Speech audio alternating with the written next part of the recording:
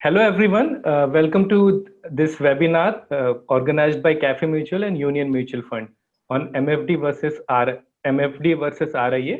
How do the new rules impact you? To give justice to this topic, we have two Krishnamurtis, as Suresh rightly pointed out. So we have with us Babu Krishnamurti, President IFA Galaxy, and Rajesh Krishnamurti, Vice Chairman iFast India. Hello, Babu and Rajesh. Welcome. Thank you, Nishant. Pleasure to be here.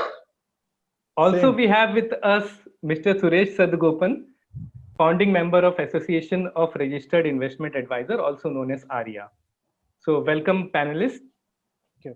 So, today we will discuss how the SEBI guidelines issued on 23rd September will affect MFDs and RIA and what they need to do. So, I'll start my question with Babu. Babu, my first question is on everyone's mind today. So would be the impact of these regulations on MFD?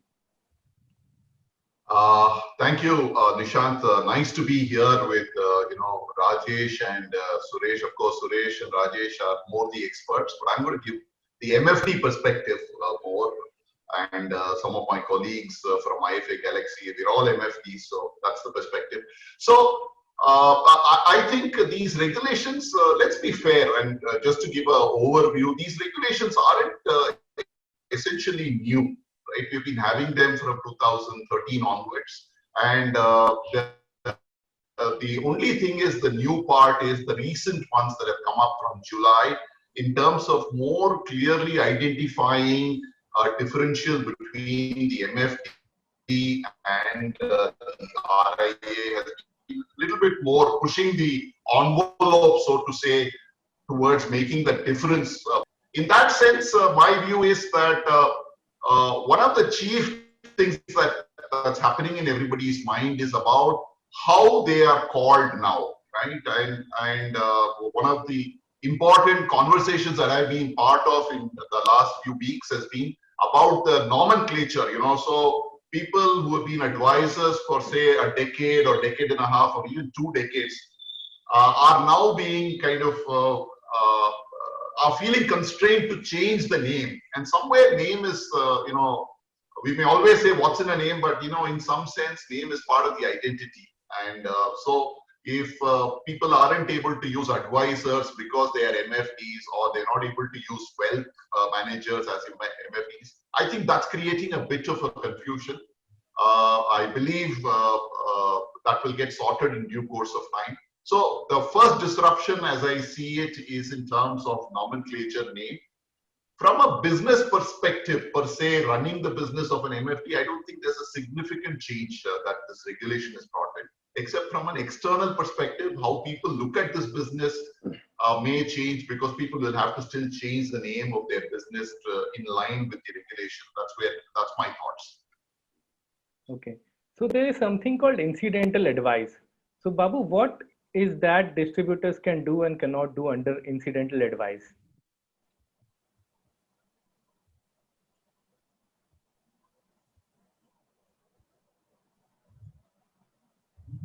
So, SEBI has been very clear right from the beginning that as MFDs, you will have to take into account the suitability of the investments to the investor.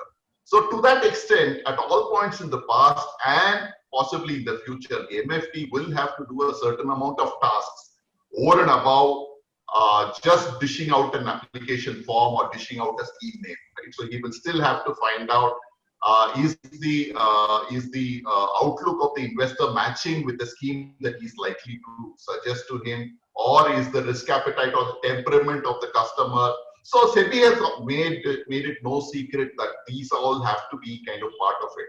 So my sense is that incidental advice leading to an investment will always be there, has always been there. The question is that this regulation is making clear is that what is the role of an MFD? Let's kind of go back to the basics. The MFD is here to sell mutual funds, right, and earn a revenue by selling mutual funds. So anything that he does towards fulfilling that objective of his, I am sure he's allowed to do. But anything that he's trying to do over and above that, let me, as an example, if a client comes to me and says, hey, Babu, I want to do direct, I want to invest my money in direct, but I just want to get your advice. Let's say I'm an MFD, for instance, and I want to get your advice, and I'm willing to pay you a fee for it. Am I, as a distributor, allowed to give advice when somebody does direct? I am not sure. I don't think that's the mandate, because there I am not trying to distribute mutual funds. I am trying to give an advice.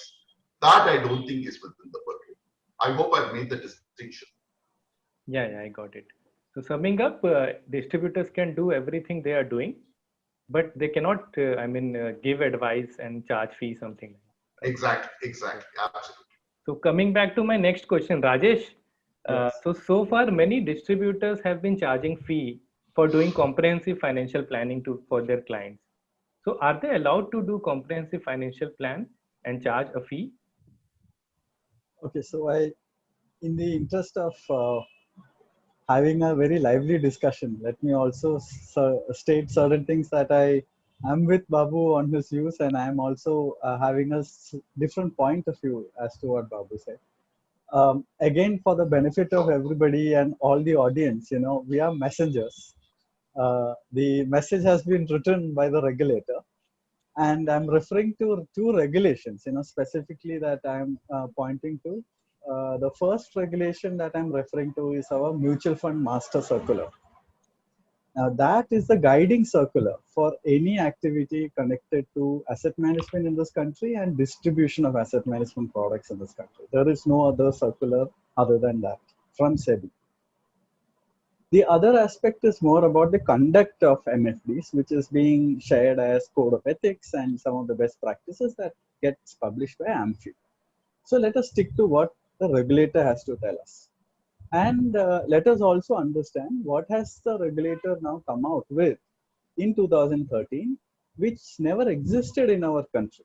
So before 2013, such a regulation never existed, and therefore anybody doing this activity was not expected to have a regulatory license. So anybody could have done this, including an MFD. The other perspective I start with is that, sorry to say, but I don't think it is MFD versus RIA. I actually shared that with so many friends in the industry that versus is a misnomer. It is a perspective that we should carry, because it is a different business model. I mean, it is a different practice. So why should we think about two different practices as versus? It is about whether I want to be in this practice or I want to be in the other practice, or do I want to do both practices? So there is no versus here. It is about, okay, if I am in a particular practice, am I allowed or not allowed to do something else? That is what we need to understand. So with this background, to answer your question, 2013, when the regulation came in, what did SEBI say? And I mean, because we are MFDs doesn't mean we should not open a regulation and read what is written in a particular regulation, because we are not, we are exempt. That should not be our approach. Our approach should be, what is it that SEBI has written? SEBI has written two basic things when they defined what is investment advice in this country. So we have to talk in the context of that.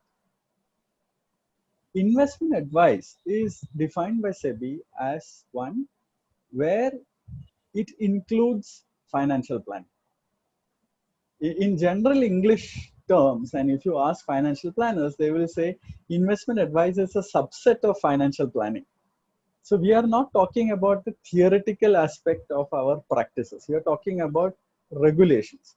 So in the regulation, investment advice has been defined, and somebody says my volume is low. Should I speak louder?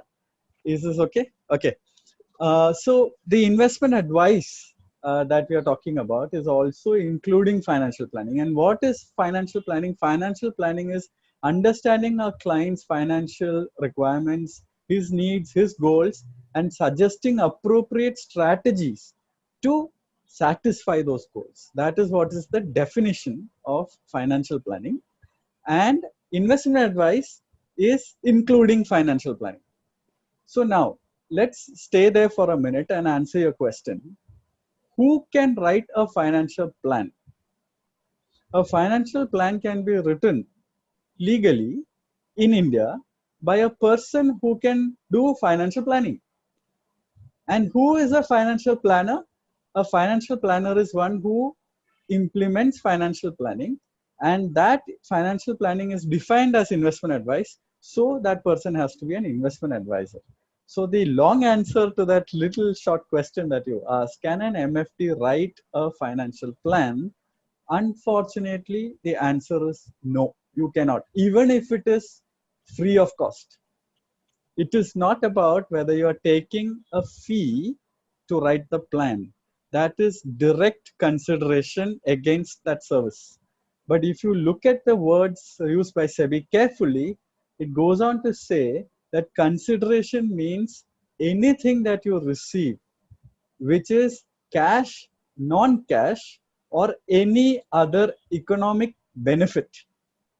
So what this means is that when you look at an activity that you do, and if that activity can be connected to an economic benefit, whether directly or indirectly, and it can be connected, you have to ask that question yourself. If that can be connected, you should not do it, or we should not do it if we don't have the license. So, so financial planning per se cannot be done by anybody other than who has got an investment advisor license. Let's put it that way. Yeah. Okay. So MFDs currently are not allowed to, write comprehensive financial planning, but can they do it voluntarily? Without writing or just, Okay. Is that to me again? Yeah. So there's a very interesting saying, whether by majority or by consensus, you cannot be above the law. Whether by majority or by consensus, you can't be above the law. So if the investor says, Rajesh Krishnamurthy, you are an MFD, I know that, but you have to write a financial plan for me. Between the investor and me, even if we have full clarity, he knows I don't have a license, but yet I do that. My act of doing it is not compliant. Okay. So we should not do it. Okay, I got it. So I beg to differ, but let me hear Suresh and then I'll come back. Yeah. So Suresh, my next question is for you. So you know that mutual fund distributors have to do a lot of research before advising any product, right? If the client has a long-term goal like retirement, they typically advise clients to take exposure to equity funds. So my question is that can a distributor do goal-based planning for their clients? It's not financial planning; it's just goal planning. I think in some form, probably Rajesh has answered that, because goal planning is probably a subset of financial planning. Again, it all boils down to how you are interpreting what has been put down in the regulation. So if you are purely looking at a fee being the only consideration, then that is one interpretation. If you are going to look at any consideration which can include a fee or any other monetary benefit, that is a completely different kind of an interpretation. So in a manner of speaking, I heard Babu saying that they do due diligence before actually suggesting anything. So that needs satisfaction, even if we call it need satisfaction selling, there is a particular process involved in understanding what the client is really looking for. And if the client is looking for a particular need, like for example, children's education, which may be coming up, say 7 years down the line, 8 years down the line, 10 years down the line, and they are able to find suitable products which are aligned with that particular goal. In a sense, they are actually doing goal planning, which is very much within the purview of the entire mutual fund distribution itself. So that can very well be done. But see, the point is now one of the things which has come out clearly as far as this regulation is concerned, that if you are going to charge, then you definitely have to come under the IA regulation. So that is one of the things which is pretty clear. As far as the other thing is concerned, it is slightly open to interpretation. But in my opinion, I think it should be looked at the strictest sense, because we need to look at the spirit, not necessarily at the wording all the time. So if somebody is interested in becoming an IA, there is nothing stopping anybody from becoming an IA. I mean, we were all once upon a time, many of us were MF distributors. I myself was an MF distributor at one point in time. And like Rajesh rightly pointed out, there is no dichotomy between an MFD and an advisor. These are two different business models meant for two different kinds of clients who are looking for different services. So that's about it. I mean, we don't have to have a slanging match here at all in that sense. Okay, to sum up, MFDs can do goal planning to some extent. Yeah, what I'm saying is probably MFDs are already doing precisely that, because they are not randomly suggesting investments, okay, Right. without really understanding what the client wants. They probably may not be drawing up the full plan per se, but they may be doing a basic analysis, and they may be suggesting how much to invest to achieve that goal. So in a sense, that is goal planning. So they are already doing that, and it's part of the suitability itself. Okay. And what about risk profiling of clients? Can they do it? I think I don't remember when it came, but a long while back, maybe 5-6 years back, it was actually very, very clearly mentioned that risk profiling has to be done by mutual fund distributors also, and then the suitability has to be established as far as whatever they are going to suggest. So that is very much there. Risk profiling has to be done by MF distributors also, as much as RAs. RAs have to do. So, I mean, in a sense, to some extent, mutual fund distributors are doing certain things which we are also anyway doing. The only thing is they are doing up to a certain level because the model is different. We are going the whole hog, and we are doing a full-fledged financial plan and advisory. So that's primarily the difference. Okay. So Babu, you were adding something to Rajesh's comment. No, exactly the point which Suresh mentioned, right? So there is a gray area. To what extent can you do this, analysis of suitability? So and it's completely open to interpretation, right? So what I may do a goal-based work with the intention of getting the investment. Right? Even to get that investment, I need to do a certain amount of suitability, like what mentioned. So what is the extent of suitability is a gray area, quite honestly. So what I need to do, I may not do the whole hog, but a certain amount of goal mapping is important even to understand the suitability of investment that I'm going to suggest to the client. So to that extent, there is an incidental advice that clients need even from an MFD. Absolutely, that's what I wanted to add. So in that sense, I was wanting to kind of clear the air from what Rajesh said, that we may not be able to do the even the goal planning. I do think goal planning, but to what extent will it be deep? Will it be comprehensive financial planning allowed? And why not? I mean, if I'm going to get a large client who's going to invest large amount of money, and if I need to establish that, of course, but it's a gray area as I see it now, not yet very defined. Okay, so Babu, in such a scenario, what will be the liability of MFD towards their clients? I mean, a lot of gray areas are there. See, as I understand it, Nishant, the regulation exempts MFD, right? So it says if you're an investment advisor, you need to register, and therefore you need to comply with the regulation. Now, if you're an MFD, you're exempted from, you're part of the exempted list of people who need to comply with this. Now, to that extent, there is no direct compliance except for the fact that you need to establish at any point in time. Let's say, as an example, to an old widowed lady, I'm not giving a thematic or a sectoral fund.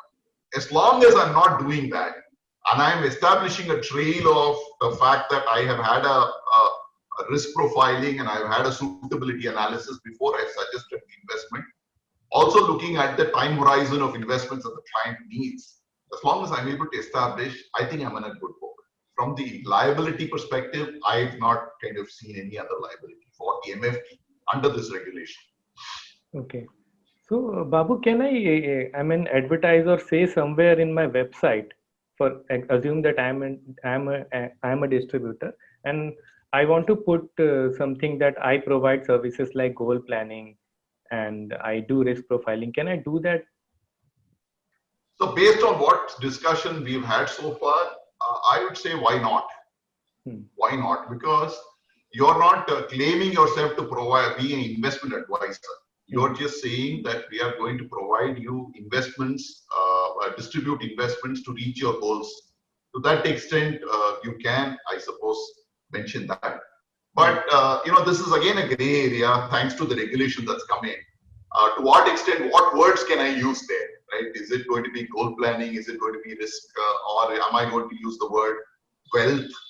All these will kind of, I'm sure we'll be enlightened 6 months down the line. But as we speak now, it's still a little gray. I don't want to kind of, there are a lot of people listening out here. I don't want to give them an impression that all this is allowed, right? I think we'll have to be a little bit more cautious now. Okay. So Rajesh, my next question is for you about nomenclature thing. Yeah. So there are a lot of ambiguity and gray areas in nomenclature that can be used and cannot be used. So which are the keywords which are strictly prohibited for MFDs right now, according to you? I think probably the easier way to look at it is the other way around. What is it that one cannot use? So that is written in the SEBI regulations, the amendment regulations as well. The original regulations had it. Amendment regulations have made it a little more emphatic. And there is now a diligent action that is being rolled out across the industry, saying that this compliance has to be met. So what is it that SEBI has mentioned? SEBI has said that anything that connects with investment advice cannot be used by anybody other than who is an investment advisor. It's obvious. See, somewhere we have to appreciate what is being said. It is being said that if you are not a stockbroker, don't call yourself a stockbroker. If you are not a depository participant, don't call yourself a depository participant. If you are not an investment advisor, don't call yourself an investment advisor. Sorry, Rajesh, can you speak a little louder? Someone is saying that you're not audible. Okay. Okay, I'll probably try to keep the mic closer to. Yeah. Is this better? Yeah, it's better. Better. Okay, fine. Thanks. So I'm saying, so let's look at what are the words that have been mentioned by SEBI. The first thing is that don't use the word investment advisor, wealth manager, or something that denotes a play that is very large in terms of an advisory canvas. These are the things that the regulator has said you should not use. So then whatever name you give to yourself, your practice, your firm, your company, just ask this question. Does the name somewhere hold myself out as somebody who is beyond what I'm doing? If you think that, or if somebody who is an external person thinks that way, maybe you don't think that way, ask a few people, that will pass the litmus test. It's impossible to define exactly which words to use. The easiest way to put it is, if we really want to put it look at it that way, everybody in this country who's a stockbroker has the name ABC Shares and Stockbrokers Private Limited or Limited, or say if you look at a listed company or a limited company, you have ABC Broking Limited. So there is a word that denotes what they do. So if you are doing mutual fund distribution, find the words that denote what you do. Don't use words that transgress somebody else's identity. That is all what the regulator expects. Yeah. Okay. So, to get more clarity, so is it possible to use words like wealth, money, consultancy, ending with mutual fund distribution firm or financial distribution firm? For example, can I name my company ABC Wealth MFD or XYZ Consultancy Financial Distribution Firm? Something like that?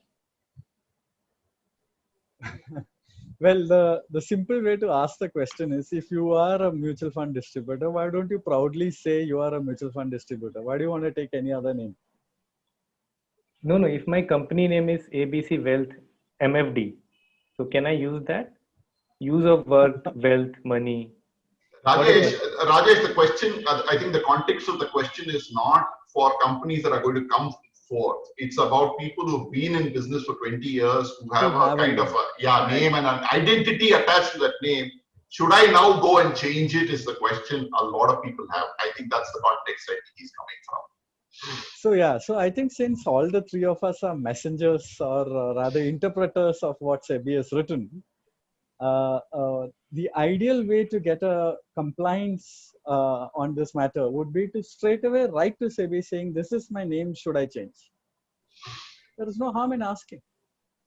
And if you were to look at interpretations of different people, for example, the same thing can be interpreted in two ways. It depends on how we look at it. Is it liberal? Is it conservative?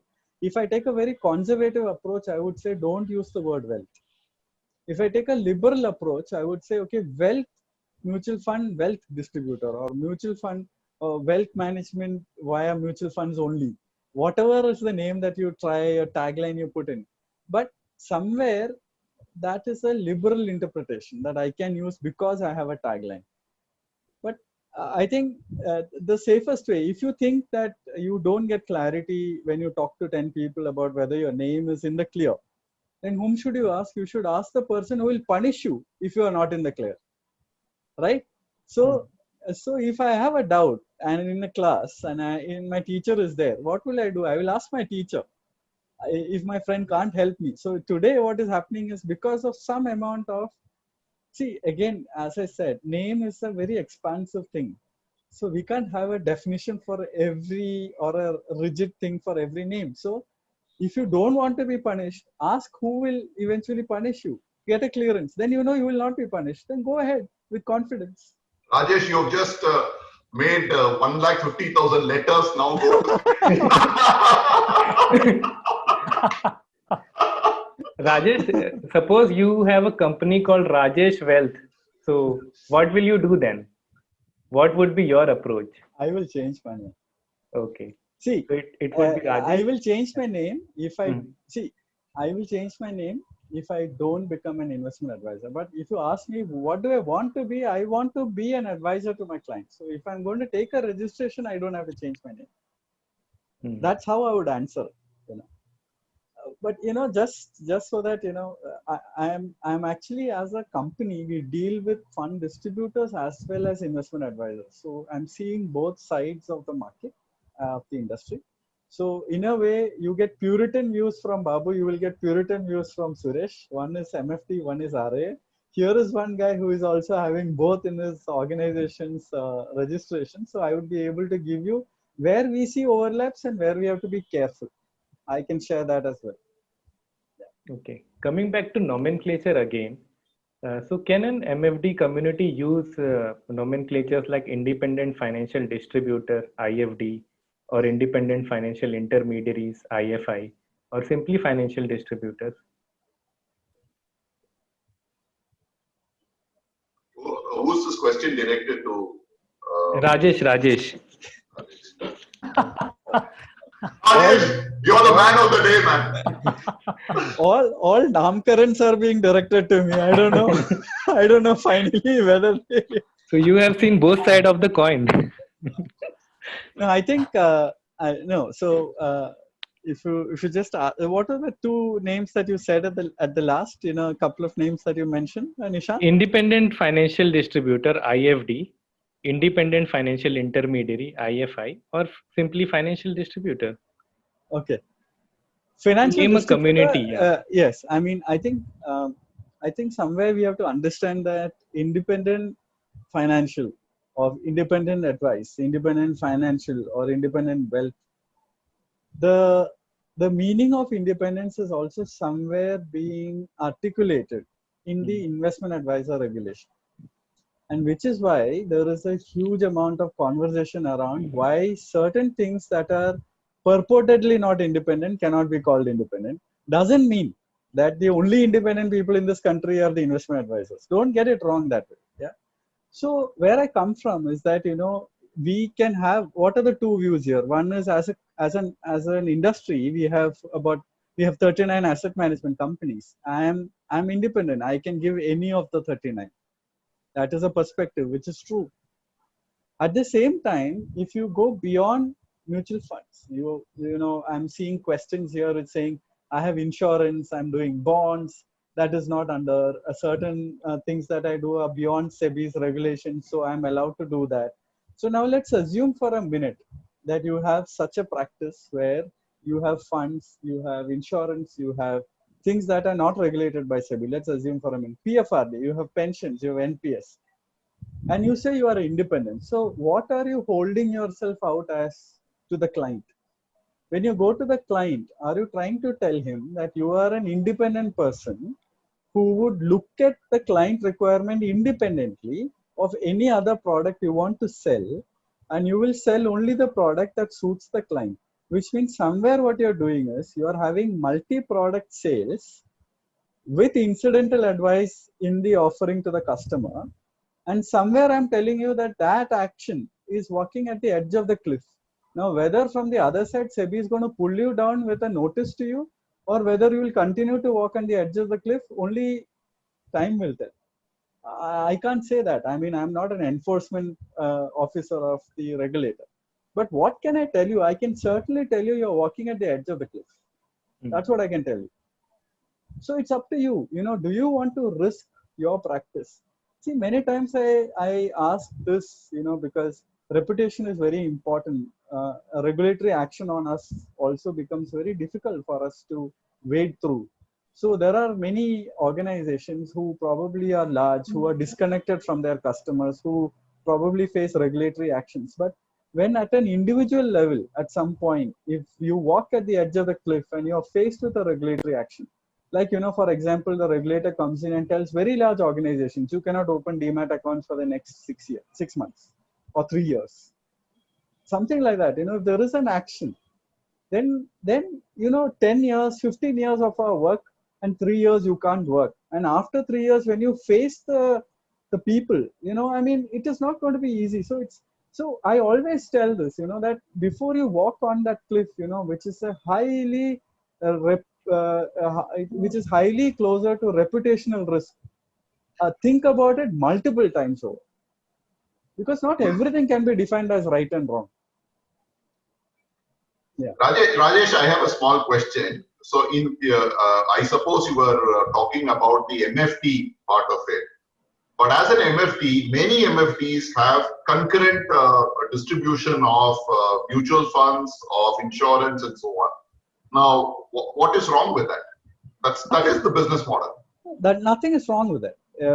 There is nothing wrong with that. I think the way SEBI is looking at it is that you can distribute any product. That is not the focus of the investment advisor regulation. It's not about what products you distribute. It is about whether, when you have different products with you, okay, if in the context of incidental advice, see, there are many exemptions. Like Babu clearly said, a mutual fund distributor is exempt. But unfortunately, you cannot read the exemptions as A, B, C, D in isolation. You have to actually look at it together. If I am exempt as a mutual fund distributor, I am also exempt as an insurance agent. I am exempt as a PFRDA agent. I am taking multiple exemptions, but at the same time, I am going to use the word incidental advice to actually advise. That is what the regulator doesn't want you to do. As simple as that. See, if you are just servicing people on different financial products, doesn't mean that you have to go and take an investment advisory license. But if you are adding advice beyond just that product related incidental advice, then I think you are going closer to the cliff and daring yourself and many other people. That's what I'm trying to say. Okay, Babu, my next question is for you. So how will the nomenclature of financial intermediaries change perception of investors towards distributors and advisors? See, like Rajesh mentioned and Suresh said, many years ago, all of us were doing everything, right? I mean, there was no big difference between an advisor and a distributor. Most distributors took whole hog work of financial planning to execution, all of it. Now, I want to just take a step back and say what these regulations mean and why these regulations have come at this point in time, right? So, India is at a very nascent stage of its financial journey as far as the journey of financialization of assets is concerned as compared to the Western countries. So what I believe, and I'm just thinking aloud, when July this regulation came and I sat back thinking, one of the principal thoughts I had was SEBI believes, and a lot of us have to be very thrilled about this, is this industry is poised to grow manifold times over the next few years, maybe within a decade. And we've already seen the mutual fund assets in the last decade or so grow that way. That journey is going to continue to do well. In this context, when you're having new people enter into the fray, wanting to invest, for him, he's completely confused with the architecture that we currently have. He doesn't know whether I should ask for advice, whether I should, go to a distributor, so on and so forth. So the whole idea of SEBI is to kind of provide a very clear black and white difference in the process of saying who is an advisor, what you should get by going to an advisor. If you go to a distributor, what are the services, what are the things you will get? So that's what SEBI is trying to do in this context. So to answer your question very simply, will this nomenclature change make the customer look at me very differently? That is the intent of this. The intent of SEBI is that the customer must be able to identify between two names, that one guy will give me a comprehensive advice, another person will give me a kind of an advice relating to making investments happen, right? Now, if you ask me, are the two open for all clients? My answer is no, right? My answer is that normally you will start your investing journey with a mutual fund distributor. You will grow your assets. As you grow your assets and as you reach a certain point, that's where you have many more requirements to take decisions on, which is when you will approach investment advisor, so to say. So the journey of a person, of an investor moving will be from start, he may go through a mutual fund distributor, and at some point in time, he will want to consult an investment advisor to, when his assets grow large or when his needs are larger. So to that extent, I don't think, like all of these people, good gentlemen have been saying, it's not MFD versus RIA, it's MFD and RIA. The ecosystem is open, but the intent is to make that difference even for the client. Absolutely. Okay. So, Babu, what are the compliance requirements for MFDs after RIA regulations? Like I said, this regulation is more for RIA, is my thought, Nishan. So from a compliance perspective, MFDs continue to do what they need to do. But like I mentioned, you need to ensure that you comply in name and spirit, which is what Rajesh has been talking about. So right from the name that you are allowed to use, and clarity still will emerge as we go along, but right from the name to the model that you incorporate of how you work, you will have to do those changes and modifications. If you have not been following mutual fund advice, if you have not been strictly a mutual fund distributor, only distributing mutual funds, providing incidental advice there too, you will have to go through that change. That's my understanding. But from a compliance perspective, I don't think mutual fund distributors have anything specific to comply with thanks to this regulation. Okay. So my next question is for Suresh. Suresh, SEBI circular says that RIAs have to recommend direct plan wherever possible. But what about products which are not regulated by SEBI? For instance, direct plans in non-life policies like health is not available currently. In such a scenario, how will RIAs ensure that they distribute such policies and do not get the consideration? Yeah. So there are two approaches which an RIA can take. They can actually do a strict interpretation of the regulation in the letter, and they can probably go and sell FDs, and they can sell insurance and sell other products which are not regulated, which don't come under the ambit of SEBI. So that is one way of looking at it. But if you look at the landscape today, slowly the landscape itself is changing. To start with, we had direct plans as far as mutual funds are concerned. Other products which are under the remit of SEBI, like PMS and all that, the direct plans have started emerging. So over a period of time, those things will happen. Okay. As far as the products which are outside the remit of SEBI, like an insurance product or any other product for that matter, SEBI really cannot do anything at this point in time as far as the anybody who is actually earning a commission. But let us look at the spirit of the regulation. The spirit of the regulation is that we are supposed to be fiduciaries. We cannot be fiduciaries to SEBI and not a fiduciary to the client. We are fiduciaries to the client. And if we actually look at it from the spirit point of view, we are all fiduciaries to the client. If we actually frame the regulation, or if we understand the regulation in that way, it is not right for us to earn anything from commissions, brokerage, or any other name called, except for a financial planning fee or advisory fee. That is the way I will look at it. Over a period of time, all these things will become clear. At this point in time, it's an emerging situation. As an RIA, that is the way I interpret that. I mean, I don't want to receive anything from anyone because I really truly want to play the role of a fiduciary to the client. So I will ideally say that we all have to keep that in view, because that is going to happen a few years down the line. Whether we like it or not, that's going to happen. Okay, so we are still awaiting the super regulator. That super regulator has still not got formed. And the day it gets formed, and boom, there will be another one small regulation. It can be a simple small circular which says that if you are an RIA, across the board, you cannot receive any kind of remuneration by whatever name called, except the fee that you are charging. I mean, why do we want to hide under something, hide under a regulation from the client? I mean, we have to do what is right for the client. Let us understand that spirit. As an RIA, I mean, nobody is compelling us to come and become an RIA.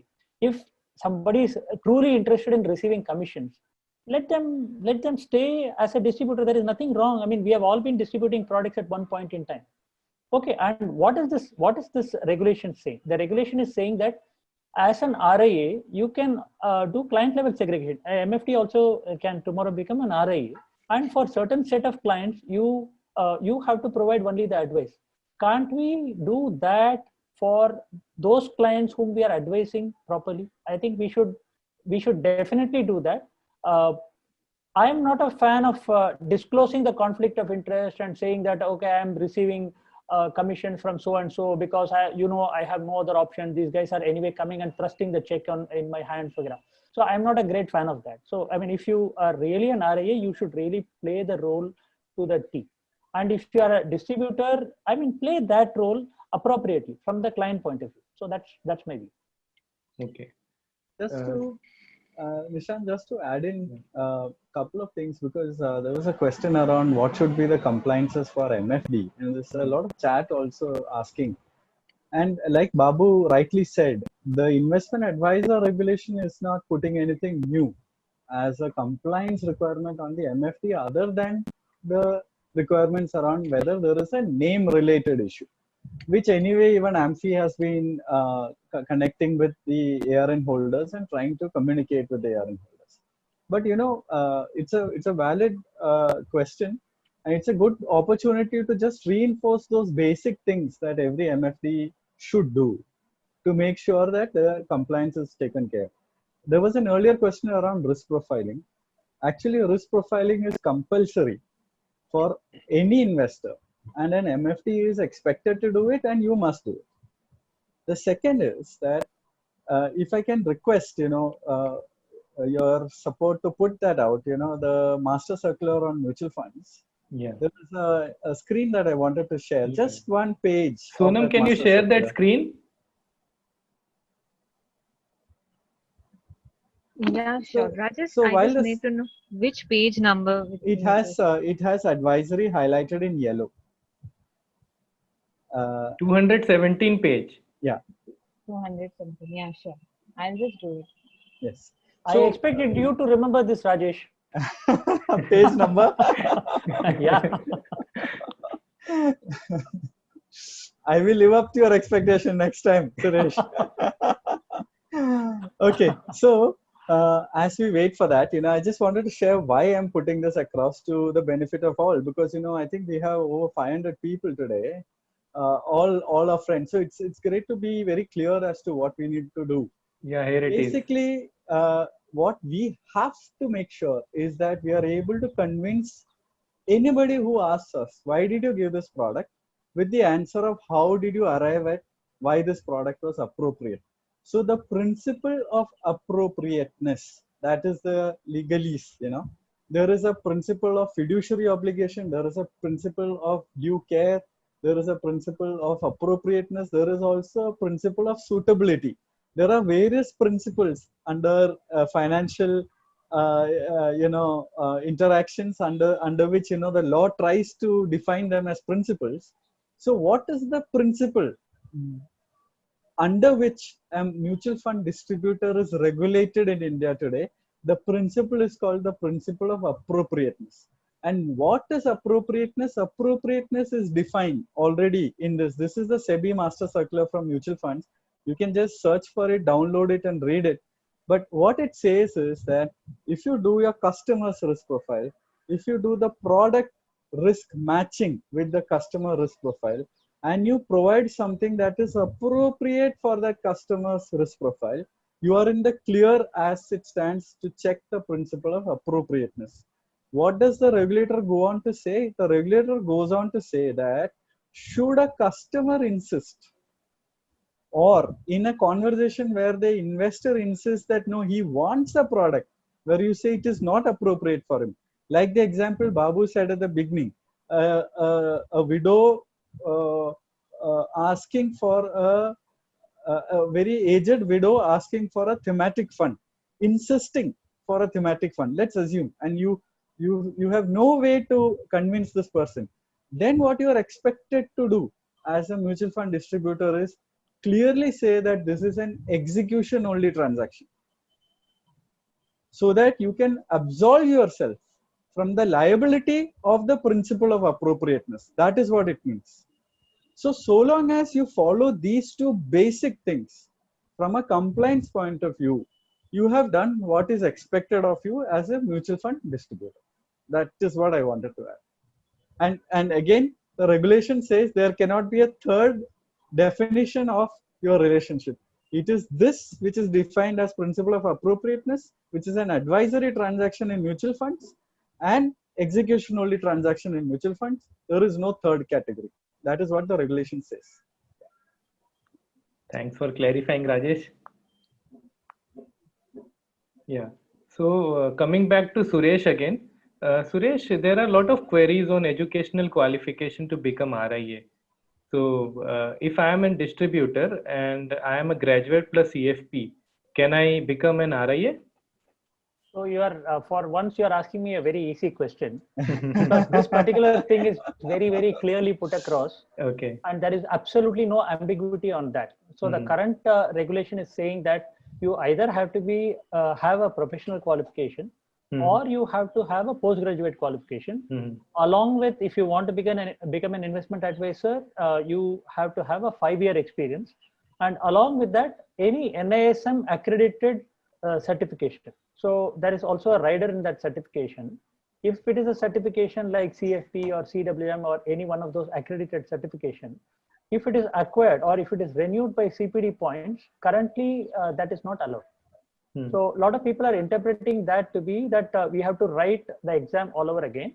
Probably that is not the intent. The regulator does not want somebody to just like that get the certification without actually upgrading them in the interim.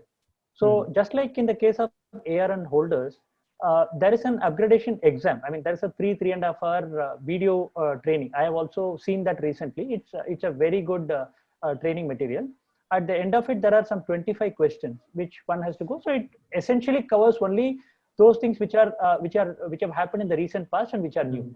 So probably the intent of SEBI at this point, and probably these things will emerge in future, is that an appropriate that kind of a renewal certification exam or renewal certification training module will emerge, and somebody who completes that can use their current certification like CFP for the purpose of the IA regulation. So this is where it stands.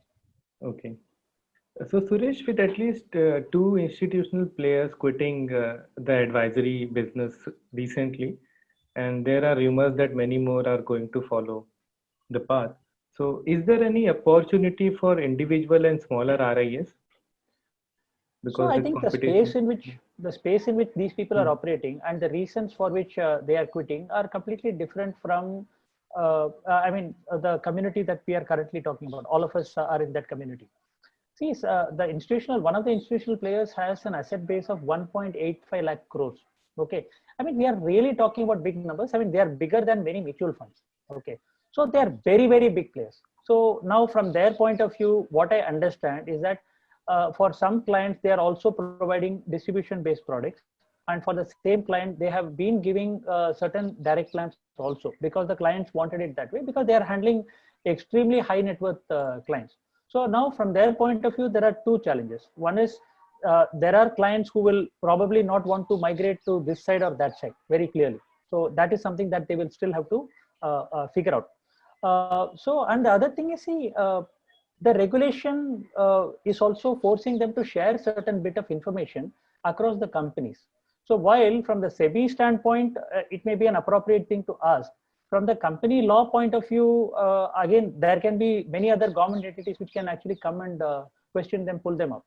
So I think probably they are taking a larger business view on this whole thing. They are looking at probably how much are we actually losing and how much are we going to get into trouble because of continuing all these things. So I think they are taking that business call and they are exiting the business for that reason. So now coming to whether people like us or any MFT or a RIA is going to benefit out of that. So I would not really look at it that way at all. See, the market is extremely large. These both these professions, in my opinion, are emergent professions. Even MFT, which is comparatively which has a much older vintage as compared to RIAs, is still an emerging profession. If you compare the penetration of mutual funds in the country today, it has gone up as compared to say 10 years back.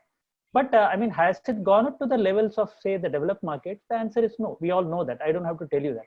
So this is an emergent profession. I think the market, whether the institutional players are there or they quit and do something else, I think the market is quite large. And if they happen to quit and those clients are going to come, that is purely an icing on the cake. So I look at it that way. Okay. So Just Babu, to add to what Suresh said, I don't think they're really going to quit, right? I think they are going to pivot their business model. So today they are an RIA because of, like Suresh said, there is a large regulatory requirement that's coming in for them in terms of disclosures and compliance and so on and so forth. I believe, and I could be wrong, they would move into, because all of them have PMS licenses. So they would move the entire business into the PMS module, which would not be under the purview of the RIA, but will be under the purview of the PMS license. So PMS is also a regulated business, but it's a much more easier regulation as compared to what an RIA. RIA is more kind of more diligent, so to say. So they would continue to run. I mean, I don't think these large institutions are going to let go of this kind of a business for the purpose. So they will pivot their model, and that's what I think they've done. Even earlier, Nishant, I mean, I think we should also see it in the context of a lot of people being anxious. Sometimes I also see, when RIs are giving up licenses, people celebrate, they say 2 people have gone, now 100 will go. Or if somebody says, I'm going to stop distribution, they say, one has died, 200 will die. I think there is, so far as we are concerned as financial intermediaries, we have to understand that every single addition or deletion has a very there is an intrinsic motivation behind that addition or deletion. Okay, so when you look at to add on to what Suresh and Babu said, 2 big players surrendering their license can be headline news. But if you really look at yourself and ask yourself, has your client base changed? Has your prospect base changed? Has the way you function or your skill sets become diminished in this world that it cannot be put to use? If you ask these basic intrinsic motivating questions about why we exist in this practice, I think these are all noise. That's number one. Number two is a lot of literature is available which says that the power of margins is getting concentrated at the hands of the manufacturers. Okay, the power of margins is getting concentrated at the hands of the manufacturers, which is also the reason why you see today asset management companies are listing. You had intermediaries listing, but now asset managers are listing, right? So if you focus on what does an HDFC AMC talk in their investor communication, shareholder communication, not the mutual fund investor communication. I'm talking about shareholder communication. What does the Nippon AMC management talk in their discussions with the analysts who question them on margins? And soon, when UTI is open, you will also get to hear from UTI management as to what do they see in terms of their margins.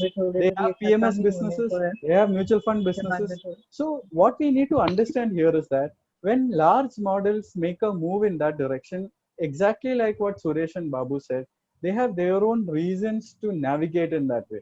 Trying to portray that as the death of a profession or the death knell for distribution or the end of the world for intermediation, I think that is, probably a Spielberg movie that we are trying to create. And we are not Spielberg. So let us not try to do that. Okay. So since we are running out of time, let's do the closing remark. So first, Babu, why MFD model still makes sense for individuals? Like I said, Nishant, I believe all these regulation portend to one direction. And one very clear message, if you read behind, is that we are going to possibly have in the next 10 years the largest number of investors wanting to invest in mutual funds, right? So that I see as the greatest opportunity for me. So if I'm an MFD, I am like Rajesh said, I keep doing what I'm doing, and I know that I'm going to get 3 times more customers waiting for my services. And I think that's a great news for me. So it's a great future for MFDs. I don't think as an MFD, see, there is a perception in people's mind that somewhere an investment advisor is a great guy, an MFD is a lower one. I don't think that's the right way to look at it, because I think each one plays a role. And I think as an MFD, we can all play a fantastic role in terms of making the customer's journey of creating wealth for him a fantastic one. So I am very, very positive. I believe MFD business is going to kind of move up. But of course, like in everything, like in De Pareto's theory, right? So 20% will seize this opportunity, will make themselves better distributors, will follow technology, use a lot of stuff, do it much better. 80%, like Rajesh said, will keep complaining, right? This is not good, this is changing, this is too much, we can't do much about it. I wish all of us and those in this group, follow that 20% model, dive in, see how we can make a better business for us, because there are customers waiting for us as we speak now. That's my message. Great views, Babu. So Suresh, what is the bigger message of regulators through these guidelines? So it is very clear. So at one point in time, they were trying to separate the advisory from any kind of distribution, which is of course under their ambit. So the first time they tried to do that, it was new for them. They did it in a particular way, and there was a lot of confusion. And that is precisely, they wanted to sort out the confusion in a manner which is acceptable to everybody. And that is why you saw consultation paper 1 to 4. Okay, there were a lot of confusion.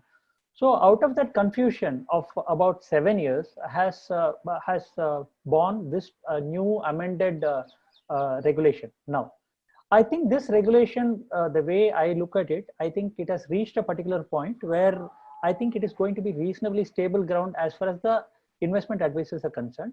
Like Babu rightly pointed out, I think there is not too many things pertaining to the mutual fund distributors. I entirely agree that there is a space for mutual fund distributors and investment advisors. The client segment itself is different. And I think SEBI recognizes that very well. I mean, it's not that only we recognize and the regulator is oblivious to that. And precisely for that reason, they have allowed client level segregation.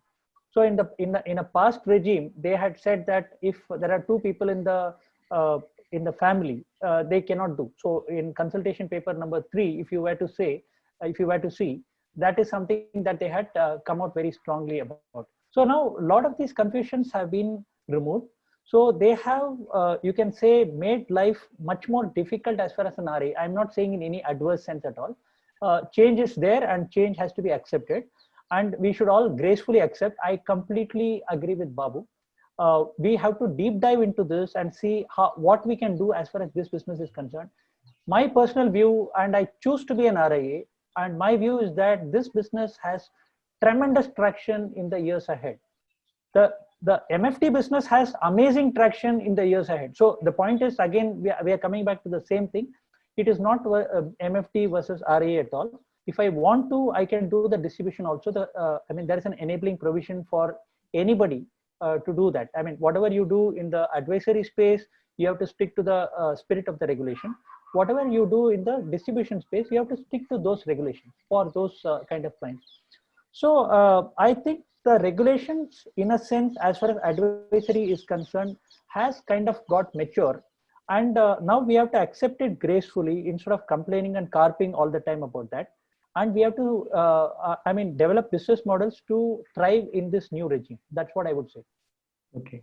So Rajesh, closing remark, assume that you are a distributor with 500 crores of assets. So what would you have done after this regulation? Okay, so before I close remarks, just by answering the question, I wanted to connect to what both Babu and Suresh mentioned. The benefit of being on a panel with friends is that, you can always, rely on the other to hold your back, So, there is absolutely no doubt in what the two of them mentioned. I think that from a fund distribution point of view, I am myself seeing, and I am involved in an initiative where multiple asset managers are getting together to promote adoption of new mutual fund distributors into the industry. I am very closely working with a team of 8 fund houses on this matter. So we definitely have need to have mutual fund distribution. There's no doubt about it. So insofar as RA is concerned, I must also tell you that like it or not, we as a country, we have seen various instances where customers have had very, very difficult experiences of dealing with financial services and financial products, whether it is at a manufacturer's end or whether it is in between an intermediary and them. There are many customers who have lost their money and who continue to lose their money. So if you see, a lot of the concerns that are revolving around with the regulator is around protecting the investor from being defrauded by somebody who is talking to them about financial products. So insofar as that is concerned, so long as our MFD universe and our RIA universe keeps to the professional conduct of making sure the customer's money is being taken care safely, not about getting them the returns, but there is no other fraud that can happen on the customer's money. I think at the base level, both models have got substantial growth in the years to come. Having said that, there are a couple of things I wanted to mention. Many a times, you also have to probably read between the lines when the regulator or when there are practices that come, or when we see experiences of our near and dear friends. And many times when I look back at it, forget about MFD RA. For a minute, let's assume that MFD does, RA does. We are all a group of people who are in financial intermediation. If I look at it from a very strategic point of view, and what is the biggest fault line in intermediation in India, if you ask me that, and I would like to close with that. The biggest fault line in the intermediation in India is that everybody wants to give it a go by himself. All by himself. It is not about gunning down the spirit of entrepreneurship. That is not what I'm talking about. We have to be. But somewhere, if we start thinking that, instead of just trying to take a license myself, can 3, 4, 5, 6 people get together to create that license? It automatically means that when 2, 3, 4 people or 6 people get together to create a license, it automatically means we are talking about probably a limited liability partnership, or you are talking about a private limited company at the base. And if you look at the regulation says that non-individuals can do both. A non-individual can do both. So that is why I told you that as iFast, I will be able to answer this question to the entire industry, because I am a non-individual. I represent a non-individual in this discussion. As a non-individual, I am allowed, I have an investment advisor license, I have an ARN as well. As an MFD, I have to comply with that provisions. As an RA, I have to comply with these provisions. But as a non-individual, when a client comes to me, I can have client level segregation as to whether this client should be a distribution client who will then just buy regular products, and I will earn commission on that relationship. Or should I give financial plans and encourage the customer to buy products where I don't make any remuneration other than the fee that this client is giving me? That is my advisory model. So the moment you take a step back and ask this question, if you want to do both, you can do both. It is not that you can't do both. If you want to do both, you can do both.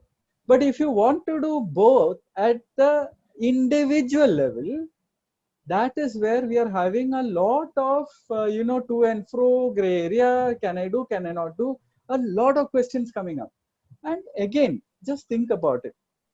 Any regulator would always, in any country, create a pyramid structure for regulating the universe. It is a natural law. Even in an organization, you have a pyramid structure. In a social, IFA Galaxy, Babu is the head. So the pyramid starts from there. So every organization to run it creates a pyramid structure. Every regulator to run the intermediaries will also eventually create a pyramid structure. And what is the pyramid structure you can visualize?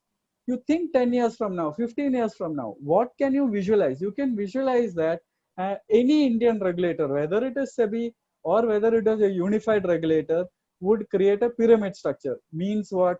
Then more and more organizations will be entrusted with the compliance, and the organizations will be encouraged to create the next layer of compliances.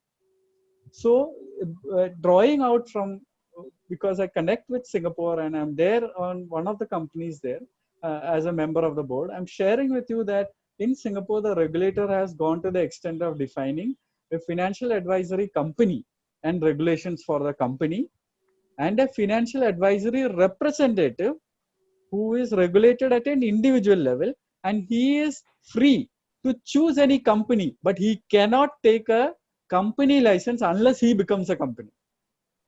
This is the situation in Singapore, which I can share with you. It is a live situation. So 10 years from now, 15 years from now, if we visualize that our regulations can go in that direction, and if you look at the current regulation, then the simplest answer is, if my client base has clients who deserve advisory services, and I think that I will keep using my MFD to create the funnel for that client base who will eventually be my advisory clients, then I am sharing with all of you as an industry participant that you should very seriously consider migrating towards a non-individual existence in this industry. By doing that, you will get the benefit of both worlds, and if you do really well, you can even unlock value by selling your shares or listing. So it's a wonderful opportunity for both models. And so I will also request, that let us stop using verses in between going forward. It really is a misnomer. Sure. That's my closing remark. Yeah, sure. So we have 8 more minutes. So let's take a couple of questions. Let's keep it close-ended so that we can answer maximum questions. So, Babu, so someone is asking that can an MFD sell PMS and insurance other products? Absolutely. Absolutely. MFDs can sell all products. PMS, of course, comes within the SEBI ambit. See, like I said, you can do anything, right? I mean, MFDs today are not regulated directly by SEBI, but they fall under the AMFI. And to that extent, you need to make sure that you are complying with the suitability test before you suggest a product. So as an example, as long as you're following the basic ethics of all this, you can sell products across a variety. There is absolutely no bar on that. Now, all these questions, all the discussion and regulator is coming about primarily because the regulator is concerned about the ultimate investor, right? If you are an MFD and if you are sharing the same, concern for the ultimate customer and you are running your business with that as the basis, I don't think you have anything to worry. You can distribute a mutual fund, you can distribute a health insurance, life insurance, a PMS product, absolutely no problem. Okay, so Suresh, Harsh Raj wants to know whether he can do financial planning for the insurance part only. I have a feeling Suresh got disconnected in between. Is he around? Yeah. Suresh? I see Suresh. Yes. Yeah. I just saw him. Yeah. Yeah, there's a connection problem. Yes, Suresh. Your voice is also scrambled. Yeah. I'm having a connection problem here, so Yeah. that's what I said.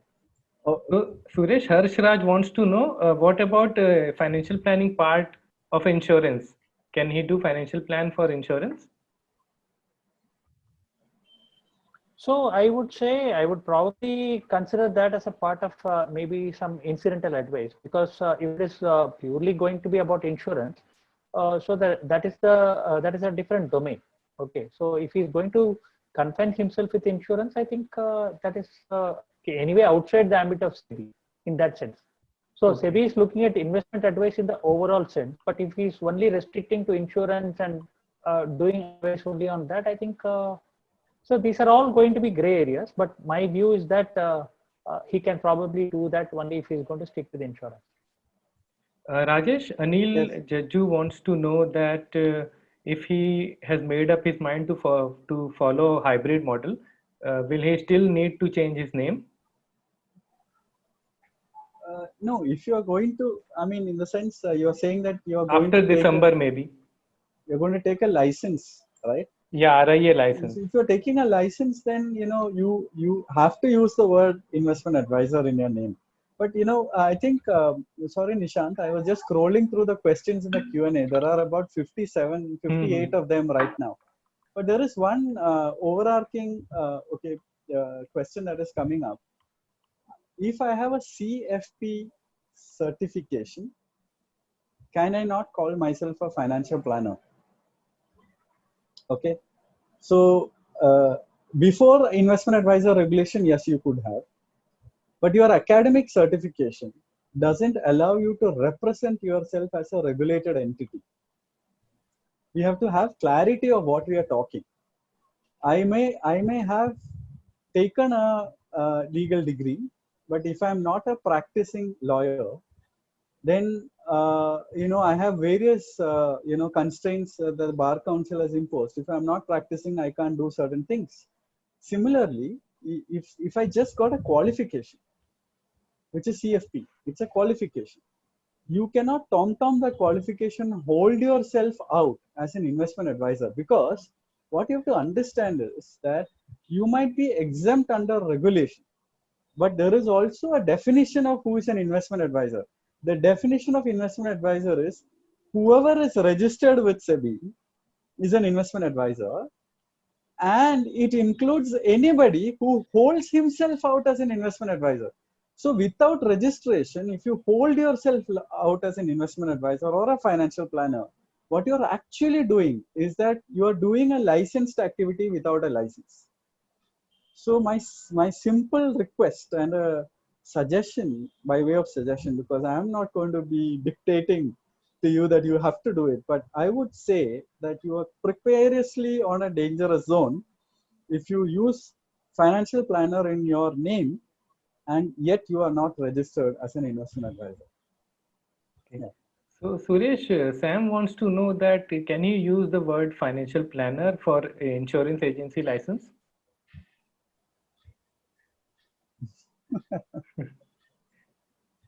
Suresh? Suresh Okay, got disconnected. I think Suresh is disconnected. Yeah. Babu, you want to? Yeah. I'm sorry.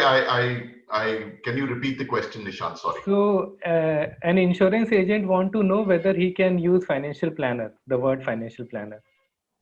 Going by the thread of the discussion we've had so far, that I don't think it is regulated. Insurance advisor is not regulated under the SEBI ambit. So it's a question that doesn't form part of today's panel at all, unless he also has.